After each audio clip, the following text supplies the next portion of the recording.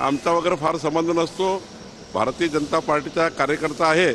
Bouquet द्यायला आला तर फोटो काढले, पण प्रवीण गायकवाडच्या केसबद्दल मी जे काही प्रकरण झालं त्याबद्दल खरं तर दीपक काटेवर कारवाई झाली पाहिजे। आणि आरोपी कुठलाही असो, कोणत्याही पक्षाचा असो, आरोपी हा कुठल्याही पक्षाचा आता तो आरोपी आहे। प्रवीण गायकवाड यांच्या हल्ल्याचा भारतीय जनता पार्टीचा काही संबंध नाही आणि आम्हाला अशा खालच्या लेवलच्या कृत्य करणे हे भाजपच्या रक्तात नाही।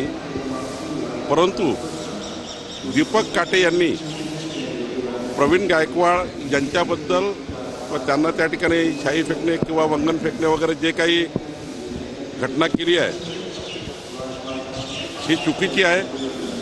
दीपक काटेने केलेलं कृत्य चुकीचं आहे, त्याच्यावर पोलिसांनी कारवाई केली पाहिजे।